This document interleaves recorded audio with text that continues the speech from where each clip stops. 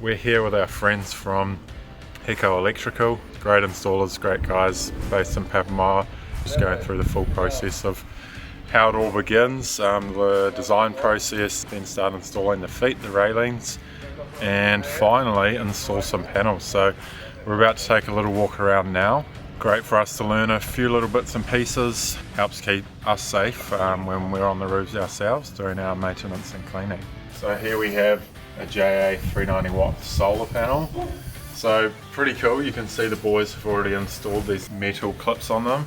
This just keeps the wiring nice and tight to the frame. Yeah, the old installations, actually anything 2015 and beforehand, didn't used to have these metal clips. They had plastic ones, and of course with the New Zealand sun and all the UV we have here, the plastic had deteriorated and you get all these cables sitting on the roof which causes earthing issues. Here we are starting to load some panels up onto the roof. So once the feet are in place and the rails have been measured out properly, the DC cable's running along the array already, so it's really as simple as passing the panels up, and then you've got your end clamps and your middling clamps, and you're just popping one in at a time.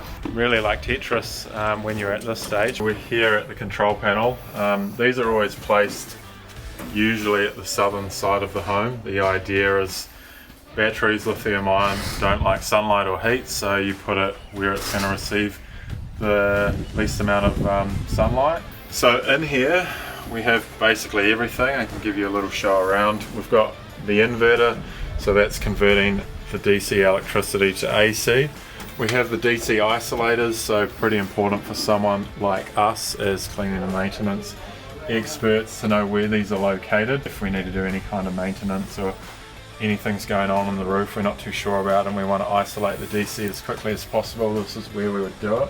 Down the bottom we have the lithium ion battery, so this is obviously where the extra energy is stored if the home is not consuming more than what the solar panels are producing.